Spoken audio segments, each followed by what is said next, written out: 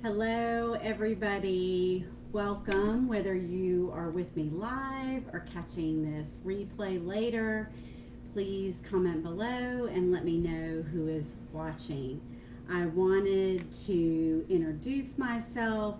My name is Bonnie Barclay.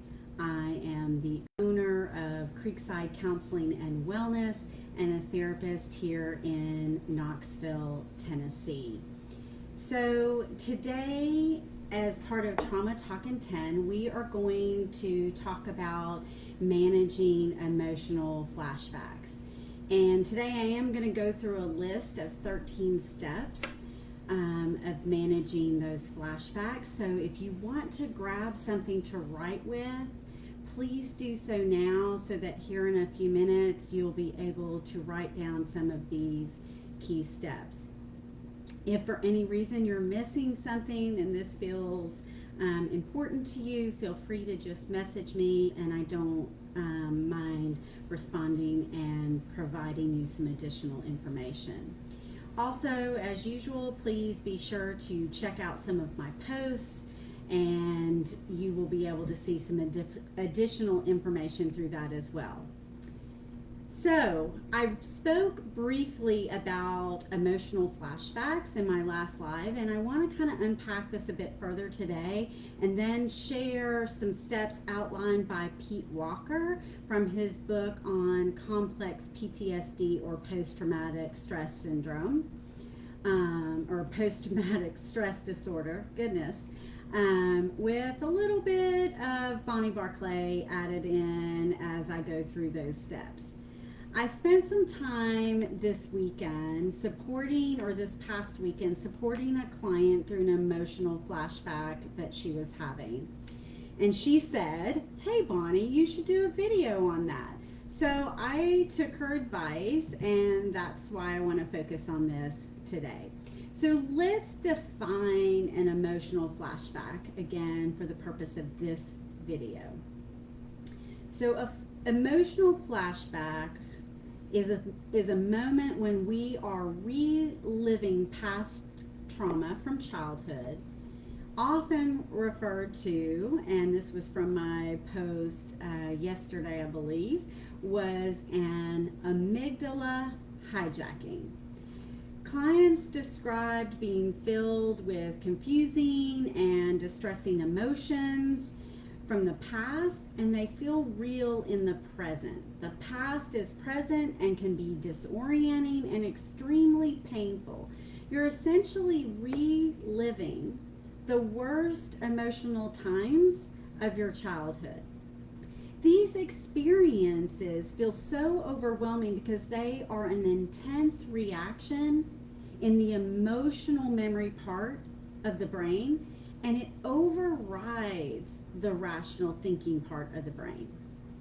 Sometimes the triggers will make sense to clients, and sometimes it seems like even the most minor event can trigger these hijackings.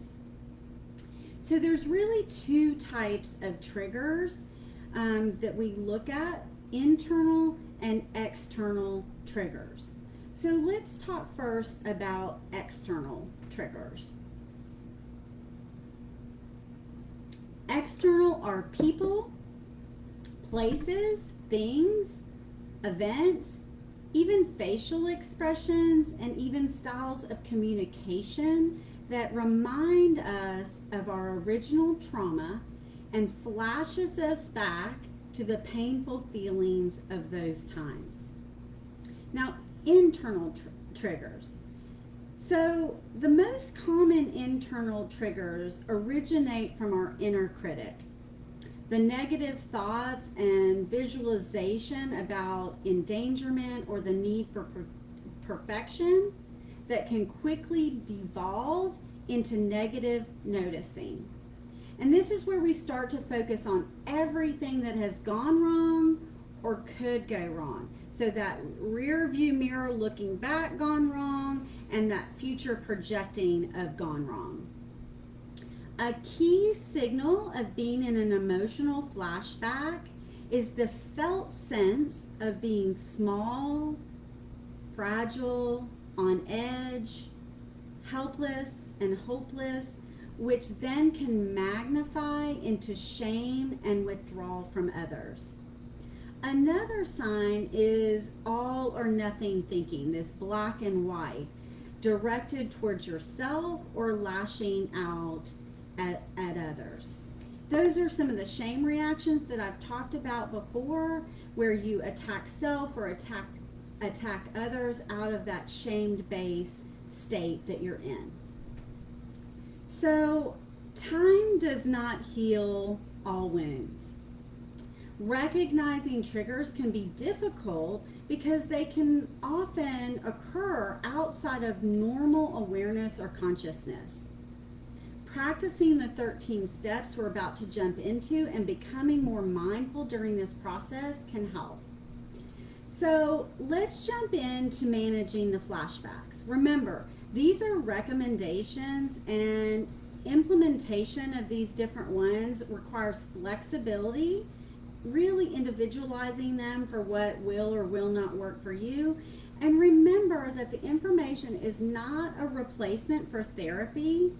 Flashbacks are your body's way of sharing its overwhelm and possibly the need for help and support. If you already have that help and support, before implementing anything new, make sure that you kind of explore that further with your therapist.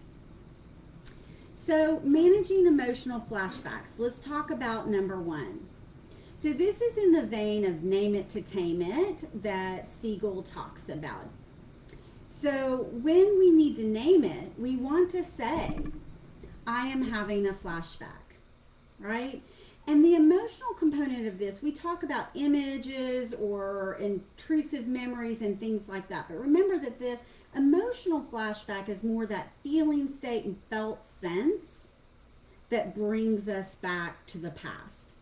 So saying, I am having a flashback helps you be both in that emotional state and by naming it, bringing that thinking brain a little bit more online.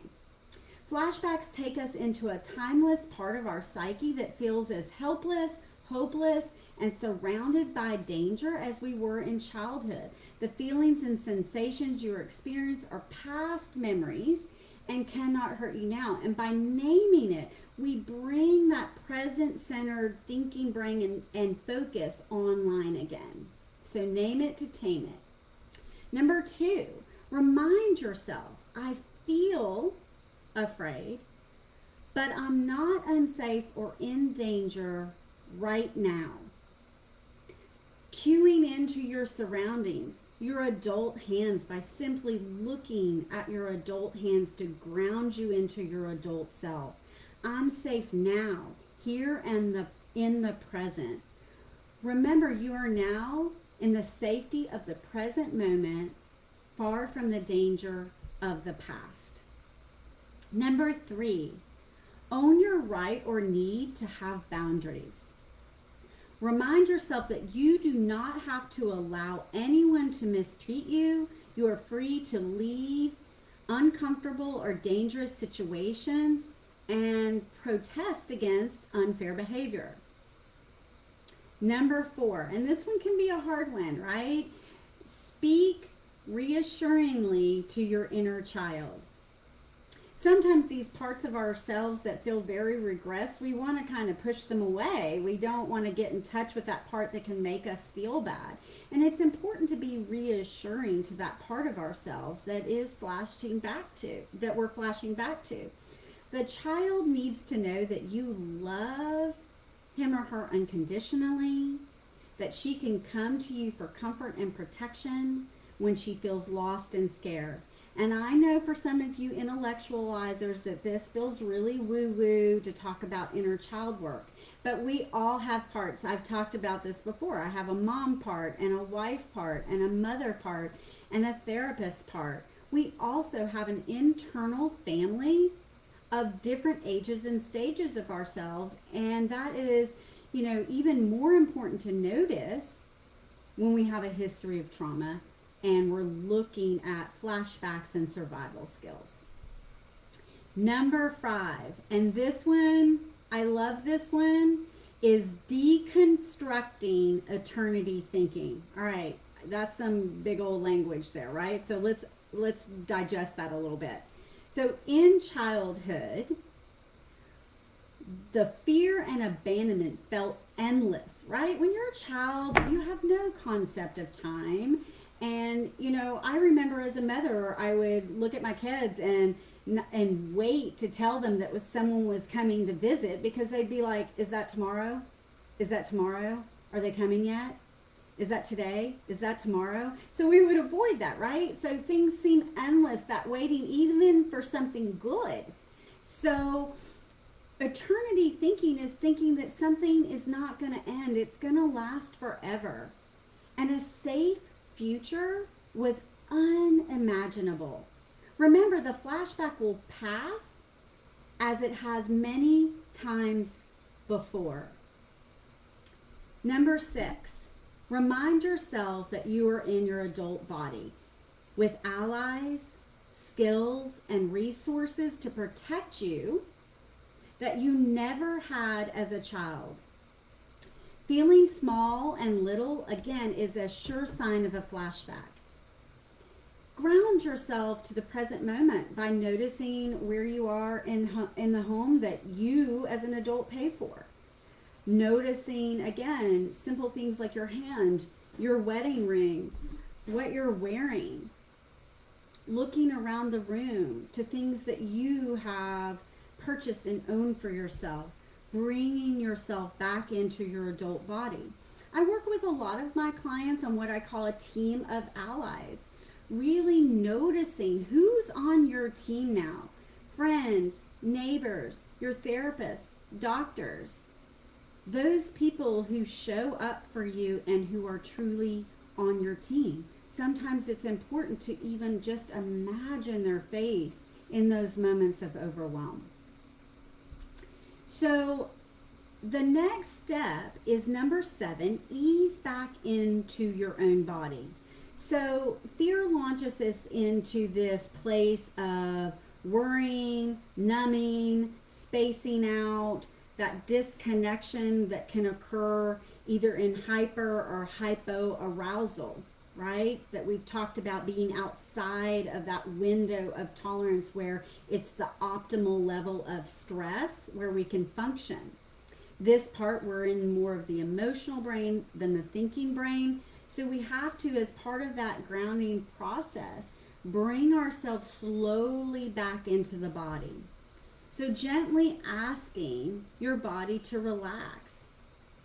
Progressive muscle relaxation, where you tighten and softly relax different parts of your body, starting with your head, moving down to your toes, is a wonderful way to kind of ease into that relaxation response. There are a bunch of YouTube videos on progressive muscle relaxation. If you need assistance finding something, again, reach out. Our best tool is our breath. Breathing deeply and slowly. So when we begin to shallow breathe or even hold our breath, it signals our body that we in fact are in danger and should be in fight, flight, or freeze, or fawn, which we talked about before. So we want to signal again to our body that we have assessed the situation and we want to help it calm down. The next one is to slow down. When we're rushing around or we're in kind of this panic, hurried state, it's again signaling to your body we should be fleeing, doing something. To be in that place of calm and relaxation helps our nervous system adjust to the present moment. Find a safe place to unwind and soothe yourself. Wrap yourself in a blanket, lie down, take a bath, go for a walk in nature, any of those things that help your body say, it's okay right now. Feel the fear in your body without reacting to it. Remember, a thought is a thought and a feeling is a feeling. It doesn't mean that what is happening right now is true. Sometimes our brain does not give us the best information. Fear is just an energy in your body that cannot hurt you if you do not run from it or react self-destructively to it. It's an energy in your body. It's designed to make us make a move when we're truly in danger, when the grizzly bear is right there. But it is not always set off in the right moments. That false alarm, the smoke alarm that goes off because of burnt toast in the kitchen, not because there's really a fire. We want to step back and be able to recognize the present moment. So number 8, resist the inner critic's catastrophizing by using this thought stopping to halt its exaggeration of danger and that need to control the uncontrollable. Try to really push up against that shame, hate, or abandon yourself through that negative self-talk. Use thought substitution. So this is not about toxic positivity, but we want to replace the negative thinking with a list of maybe qualities, a response that's more neutral to help mitigate that inner critic catastrophizing. Number 9, allow yourself to grieve. Flashbacks are opportunities to release old and unexpressed feelings of fear, hurt, and abandonment, and to validate and then soothe the child's past experience of helplessness and hopelessness. Healthy grieving can turn our tears into self-compassion and our anger into self-protection. We want to take action for ourselves. Our body in those flashbacks wants to take action. That action can be self-compassion and self-protection. 10, cultivate safe relationships and seek support. So take time alone when you need it, but we don't want to let the shame isolate you. Feeling shame doesn't mean you are shameful. Educate those close to you about flashbacks and ask them to help you talk and feel your way through them. Remember, coping skills are not meant to eliminate feelings. We use our resources and coping skills to make them more manageable. Number 11, learn to identify the types of triggers that lead to flashbacks, internal and external. 12, figure out what you are flashing back to. Can you identify your story, the part of your story that needs attention and care, whether through your own process or with a therapist? These are opportunities to discover, validate, and heal our wounds from past abuse and abandonment. Number 13, be patient with a slow recovery process. Healing is not linear. So the hard truth for today is that talk therapy is not always helpful in resolving trauma. If you find yourself continuing to re-experience, try something else like EMDR. This can be done as an add-on or adjunct therapy service while you continue seeing your current therapist. Your takeaway for today: I hope these steps help you in your moments of overwhelm. As I said, flashbacks are common with trauma survivors and signal that additional help is needed to resolve these stuck experiences. That's what EMDR and therapy is about, is helping to move them from that place of stuck. Help is available. Remember also, guys, as I wrap up today, there will not be a live next week. I want you all to enjoy your holiday weekend. Also understanding that brings time with friends and family, and even for veterans, that sometimes the fireworks in and of themselves can cause flashbacks and trauma symptoms. So take good care of yourself as you go into this holiday weekend, and I will see you soon. Bye.